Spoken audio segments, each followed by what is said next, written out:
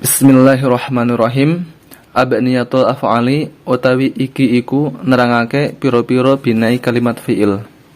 Bab menjelaskan macam-macamnya binanya kalimat fi'il atau bangunannya kalimat fi'il. Jadi kalimat fi'il atau kata kerja dalam bahasa Arab itu mempunyai bina. Bina itu artinya semacam cetakan ya, cetakan ya. Jadi tidak asal terbentuk, tapi ada cetakan-cetakannya tersendiri. Dan ini yang nanti akan dibahas. Iku sohihatun rupane bina soheh 1. Wa misalatun nan loro bina misal 2. Wa mudu'afun nan telu bina mudu'af. Lafifun lan papat bina lafif. Nakisun lan 5 bina nakis. Mahmusun lan 6 bina mahmus. Ajwafun lan 7 bina ajwaf. Jadi kata kerja atau kalimat fi'il ya, dalam bahasa Arab itu mempunyai 7 bina. 7 bina itu 7 macam cetakan ya. Jadi setiap kalimat fi'il itu ada cetakan-cetakannya tersendiri yang nanti macamnya itu ada 7, yaitu bina soheh, bina misal, bina mudu'af, bina lafif, bina nakis, bina mahmus, dan bina ajwaf. Al-murad binaipun fi'il sulasi mujarrad punika wonten 7.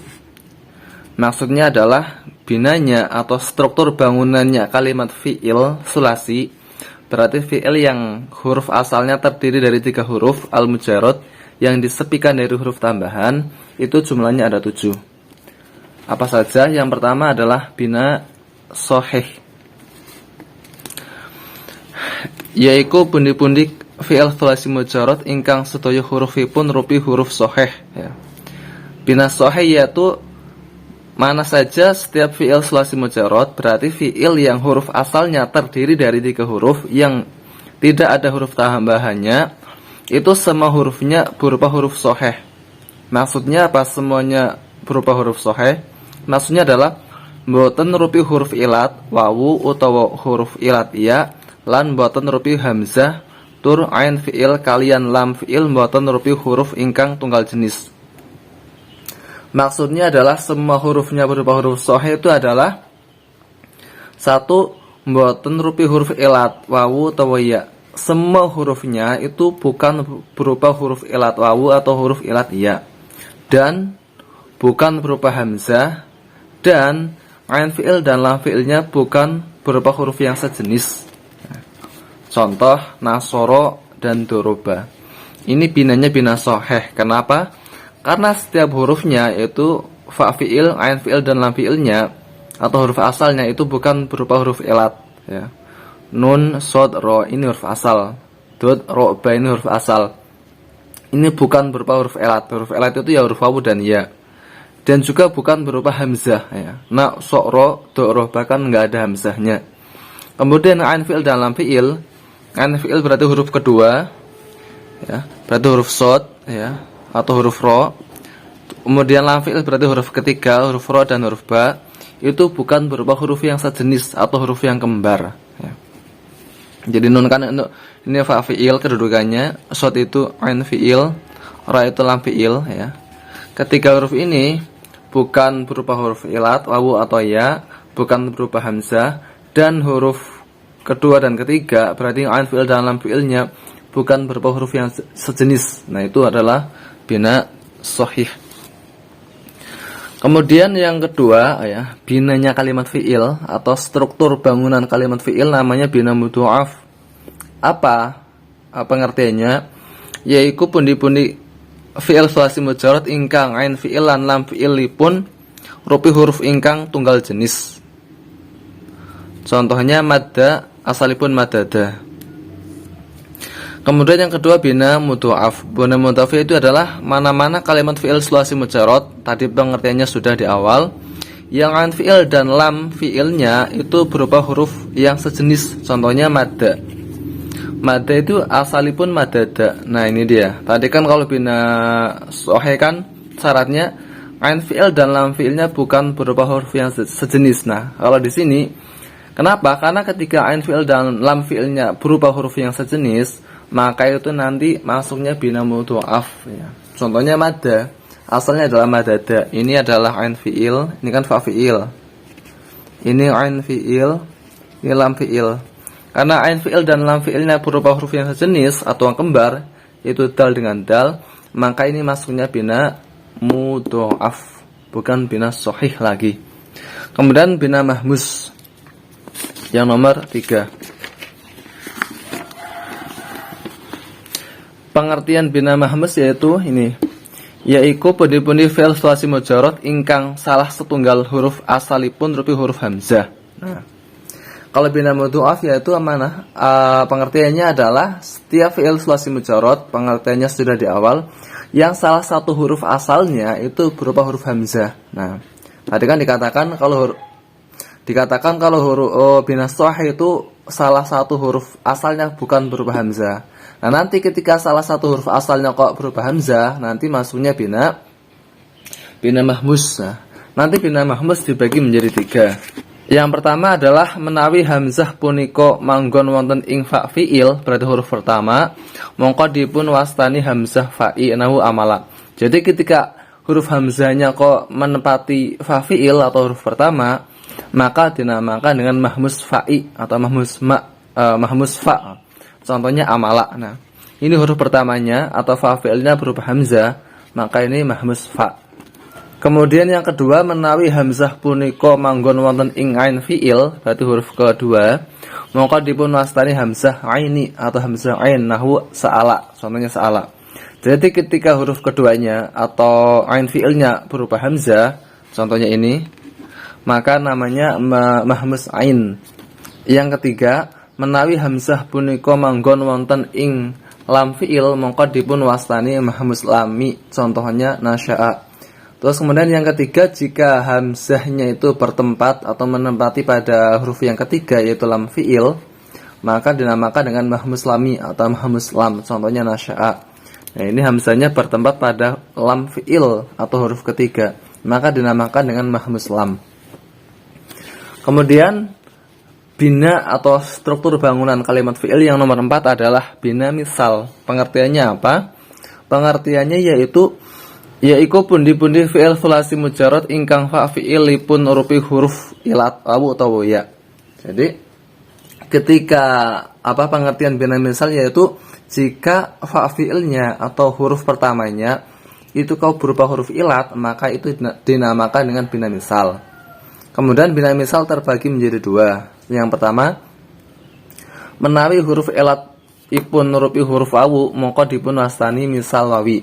Jika huruf ilatnya berupa huruf ilat wawu, maka dinamakan dengan misal wawi. Contohnya wang ada. Ini huruf pertamanya atau fa fi'ilnya kok berupa huruf ilat wawu, namanya bina misal wawi. Kemudian yang kedua ini. Yang kedua, menawi huruf ilatipun rupi huruf iya, maka dipun wastani misal ya'i.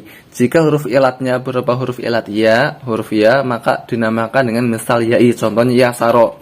Ini fa fi'ilnya atau huruf pertamanya berupa huruf ilat iya, maka dinamakan dengan misal ya'i.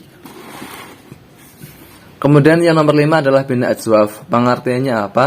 Pengertiannya yaitu pundi-pundi fi'il sulasi mujarrad ingkang ain fi'ilipun rupi huruf ilat wawu utawa ya. Artinya yaitu mana-mana fi'il sulasi mujarrad, pengertiannya sudah di awal, yang ain fi'ilnya atau huruf keduanya itu berupa huruf ilat wawu ataupun ya. Kemudian ini terbagi menjadi 2 lagi. Yang pertama, menawi huruf ilatipun rupi huruf ilat wawu, maka dipun wastani ajwaf wawi. Jika huruf ilatnya itu berupa huruf ilat wawu, maka dinamakan dengan bina ajwaf wawi. Contohnya sona. Asli pun suana. Nah, sona ini asalnya kan suana. Ini huruf ilatnya atau ain fi'ilnya berupa huruf ilat wawu. Ya, ini. Yang ain fi'ilnya berupa huruf ilat wawu, maka dinamakan dengan bina ajwaf wawi. Kemudian yang kedua, menawi huruf ilatipun rupi huruf ilat iya, maka dipun wastani ajwaf ya'i. Contohnya saro, asalipun sayaro. Kemudian yang kedua, Jika huruf elatnya berupa huruf elat iya, maka dinamakan dengan bina ajwaf ya'i. Contohnya adalah saro, asalnya adalah sayaro. Ini huruf ain fi'ilnya atau huruf keduanya berupa huruf elat iya, maka dinamakan dengan bina bina ajwaf ya'i. Kemudian bina yang ke berapa ini? Yang keenam ya. Bina yang keenam namanya bina nakis. Pengertiannya apa? Pengertiannya yaitu pundi-pundi fi'il sulasi mujarrad, yaitu mana-mana fi'il sulasi mujarrad ingkang lam fi'ilipun rupi huruf ilat wawu atau ya, yang lam fi'ilnya atau huruf ketiganya berupa huruf ilat wawu atau ya. Kemudian ini juga dibagi lagi menjadi dua. Pertama, manawi huruf ilatipun rupi huruf ilat wawu mongko dipun wastani ajwaf, maka dipun wastani salah, ini nakis ya. Maka dipun wastani ini salah. Nakis wawi nahwu hoza asalipun hozawa. Yang pertama adalah jika huruf elatnya berupa huruf elat wawu, maka dinamakan dengan nakis wawi. Contohnya hoza asalnya adalah hozawa. Ini lam fi'ilnya atau huruf ketiganya berupa huruf elat wawu, maka namanya nakis wawi. Kemudian yang kedua ini menawi huruf elatipun rupi huruf elat ya, mongko dipun wastani ajwaf ya'i. Contohnya saro asalipun saroya. Saro asalipun saroya. Jika huruf elatnya berupa huruf elat ya, maka dinamakan salah juga ini. Nakis ya'i. Contohnya saro, ini ada alif namanya alif lainah atau alif bengkong. Asalnya adalah saroya. Ini huruf ketiganya atau lam fi'ilnya berupa huruf ya, maka dinamakan dengan nakis ya'i. Kemudian yang terakhir namanya bina lafif. Pengertiannya adalah yaitu pundi-pundi fi'il sulasi mujarrad ya, yaitu mana-mana fi'il sulasi mujarrad ingkang huruf elatipun kalih, yang huruf elatnya ada dua. Menawi huruf elatipun manggen wonten ing fa fi'il lan lam fi'il, mongko dipun wasani lafif mafruk. Nahwu waqo asalipun waqoya. Jika huruf elatnya bertempat pada fa fi'il dan lam fi'il, maka dinamakan lafif mafruk. Contohnya adalah waqo asalipun waqoya. Nah, ini huruf elatnya kan ada dua, yaitu satu bertempat pada fa fi'il atau huruf pertama, dan yang kedua bertempat pada lam fi'il atau huruf ketiga. Ini namanya bina lafif mafruk. Mafruk artinya itu yang apa? Yang terpisah ya. Ini kan terpisah huruf qaf, terpisah oleh ain fi'il ya. Huruf elatnya berarti bertempat pada fa fi'il huruf pertama dan lam fi'il atau huruf ketiga, terpisah oleh huruf qaf sebagai ain fi'ilnya. Itu namanya bina lafif mafruk. Kalau lafif yang mafruk artinya yang terpisah. Kemudian yang kedua, menawi huruf ilatipun manggen wonten ing ain fi'il lan lam fi'il ya. Jika huruf ilatnya bertempat pada ain fi'il dan lam fi'il, mongko dipun wastani lafif makrun, maka dinamakan dengan bina lafif makrun. Nah, makrun itu artinya yang bersandingan atau yang berdekatan. Contohnya syawa asalipun syawaya ya. Ini syawa, ini alif lainah, alif bengkong, asalnya adalah syawaya. Ini kan huruf elatnya gandeng kan atau bersandingan, bertempat pada ain fi'il dan lam fi'il ya. Tidak ada yang memisah nama, maka namanya bina lafif makrun. Terus fungsinya apa? Fungsi kita mengetahui bina-bina ini, salah satu fungsinya nanti kita tahu bagaimana cara mendeteksi asal suatu kata. Karena di dalam bahasa Arab atau di dalam Al-Quran itu kan banyak sekali terjadi derivasi makna. Jadi perubahan dari satu lafaz ke lafaz yang lain, satu bentuk ke bentuk yang lain. Nah, agar kita nanti bisa mencari tahu asal lafaz ini apa, maka kita harus mengetahui bina-bina ini.